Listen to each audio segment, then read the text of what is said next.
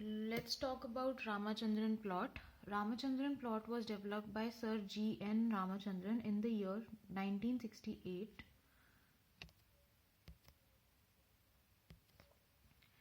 It helps us to visualize the energetically allowed regions for the backbone angles, which are basically psi and phi of particular amino acid residues in a protein structure.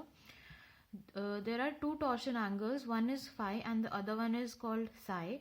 So phi is the angle of rotation about the bond between N atom from amino group and the alpha carbon atom in a particular amino acid. So if this is a structure of one amino acid, this one is the C alpha, and the angle of rotation about this bond between this N and C atom will give us the value for phi, while the angle of rotation between C alpha and the carbon atom of carbonyl group will give us the value of psi. So angle of rotation about the bond between N atom and the alpha carbon atom is called phi, while the angle of rotation about bond between alpha carbon and carbonyl group is called psi. So Ramachandran plot, we use it to show the values or confirmation of these two torsion angles which are possible for an amino acid residue. Basically, we get to know the sterically allowed values for phi and psi from the Ramachandran plot. It also provides a easy way to see the distribution of the torsion angles of the protein structure, and we get to know about the allowed and disallowed regions of torsion angle values.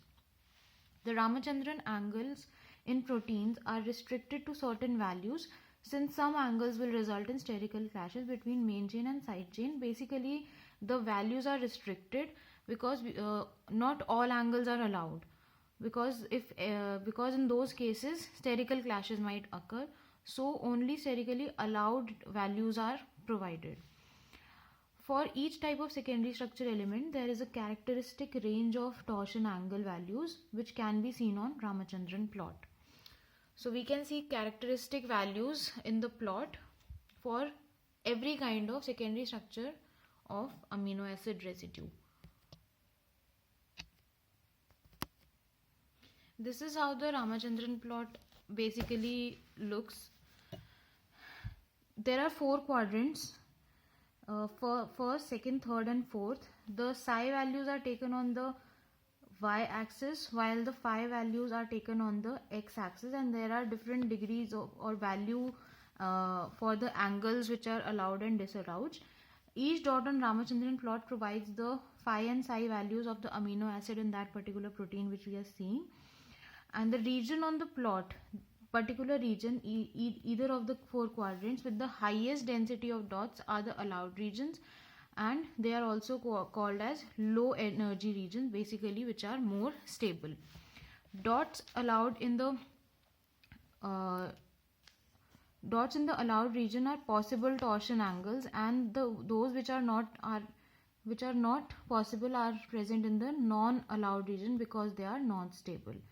So if we look at the Ramachandran plot, this is basically on y-axis we have taken psi values, and on x-axis we have taken the values for phi. There are different degrees, and these are the four quadrants: first, second, third and fourth. So in this plot we have been shown what secondary structure of amino acid are present in which quadrant. So all the left-handed alpha helix structures which are allowed are present in the first quadrant of Ramachandran plot. The parallel beta sheets, anti-parallel beta sheets, right twisted beta sheets and collagen triple helix, these are all present in the second quadrant of Ramachandran plot. The right-handed alpha helix of secondary structures are present in the third quadrant of Ramachandran plot, and the fourth quadrant of the Ramachandran plot shows the disallowed region or the disallowed structures. So if any protein structure is present in this region, then we'll know that that particular amino acid is not allowed sterically. So if we observe the Ramachandran plot, we get to know that lysine shows the maximum combination of phi and psi values, and it acquires maximum area in the Ramachandran plot because it is very stable, it is sterically stable. And proline shows the least combinations of phi and psi, and it acquires minimum area in the Ramachandran plot. If we talk about the applications of Ramachandran plot, the application of Ramachandran plot are, we can use it to validate the particular protein structure because it determines if the protein structure is correct or not based on the allowed and disallowed regions.